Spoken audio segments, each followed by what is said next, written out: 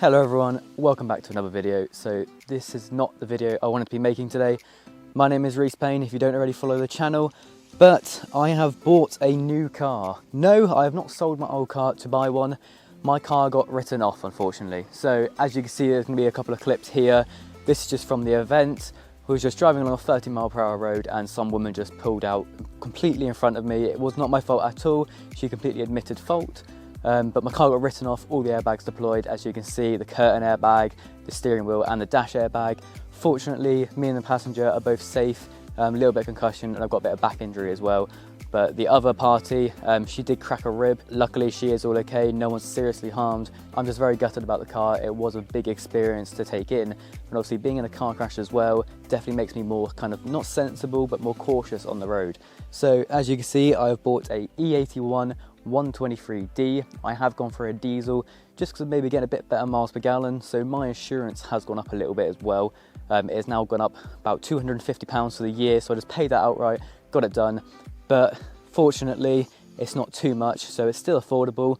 I got this car for £2.5 grand. I got paid out by my insurance 6,100, which was how much the car's value is worth. So I got all my money's worth. I didn't lose out on anything, just lots of phone calls and stress, which is very annoying. As you can see, the 123D is a 2-litre twin turbo diesel. It has got 204 brake horsepower, which is relatively good for a little small hatchback like this. You can get the remap to go to about 270, but they're quite pokey as they are. Maybe that's something I will get done in the future. So let me just tell you a little bit about the car. It's got 130,000 miles on the clock, which is not too bad considering it is a 2008, as you can see. It is a BMW 1 Series 123D, which is just a step down from the 125D. I believe the main difference is just a bit of tunability. So the 125D has just been tuned up a little bit more, but not a huge amount of difference. It is a E81, as it is a 3-door, as you can see. So it has also got the frameless windows, which I do think look much nicer. The only thing, which I'm not a huge fan of, are the wing mirrors. They are quite ugly. I know you can get some kind of mirror caps that are like the M3 style that have the scoop that go along here, which I probably will get, but maybe in the future that's some modifications that we can do. So my least favourite thing about the car is the alloys. I'm not a huge fan of them. I do think they look kind of ugly. The silver does go quite nice with the grey of the car, so it doesn't look too bad stock. I think I will definitely get these sprayed, or I'm going to buy new alloys. I think I'm just going to see what happens, because I think I'll keep this car for about a year or so, just to get my 2 years of no claims bonus. So the boot on this car is bigger than my other one, I believe. So with my 116i, it was a 5-door and it was the F20 shape. This is the E-Series shape, so it's slightly different. I think the boot is a little bit bigger. The seats do go down as well. And being a 3-door, it gives you more room. But if you're a passenger in a 3-door, so if you are a passenger, literally all you do is pull the little lever here, seat goes forwards.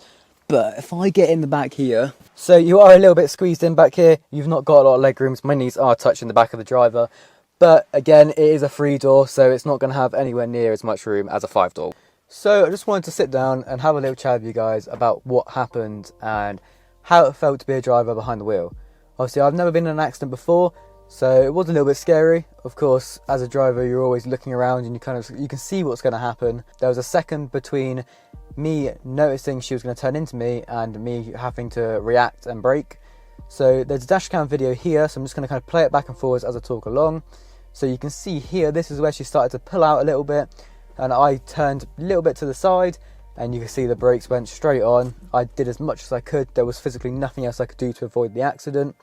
She said she just didn't see me, but a bright orange car, it was sunny outside, it wasn't like ridiculously sun, so she'd be blinding. There was no way she could have seen me, so she must have been distracted by something. But luckily she admitted fault and her insurance has paid out for everything. So I had a hire car, which was this brand new Mercedes, which was very nice. Mercedes A-Class A200D, it was a 23 plate. But unfortunately that car has had to go back now. I sorted this car out 2 days ago, so it's just been sat on the drive while they're waiting to take the Mercedes back. My insurance has now started so I can drive it and start to do loads more videos on it. There's a lot I want to do. It's kind of like a fresh start again.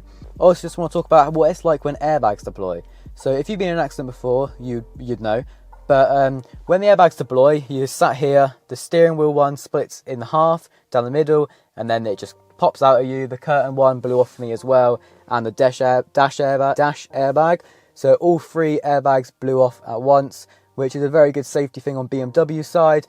But as far as the car writing off and getting fixed, yeah, it's not a good thing because airbags are very expensive to fix. But as some of you would obviously know, when the airbags do go off, it smells like burning. So straight away I made sure my passenger was alright because I knew I was okay, as I could kind of prepare for the accident and hold on tight. Made sure the passenger was okay, she was alright, so I ran over to the other person's car, made sure they were okay. She was kind of crying and screaming, saying the car's on fire.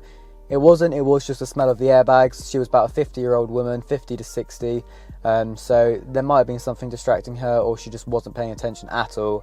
But she wanted to leave the scene very quickly, which was a little bit weird, but we just kind of took the details. The police got involved, they had to tow my car out of the road because it was undrivable, but it's now been all sorted out for insurance. I've had my payout, it's all been sorted. The only thing that is still ongoing is injury. I have had problems with my back, which is not great, as if you've had back problems before, you know it's very uncomfortable. So I've got physio booked in, I've been taking medication every day, make the pain more tolerable. I'm sorry if the videos aren't going to be as regular for the time being, but I will be getting them out. I know it's been 2 weeks since the last video, but hopefully this will make up for it and you can all understand why. Anyways, this is going to be the end of the video. I hope that you have enjoyed this one, and I hope you can understand where I'm coming from, why I haven't been posting for the last 2 weeks. But anyways, thank you very much for watching, and I hope to see you in the next one. Goodbye.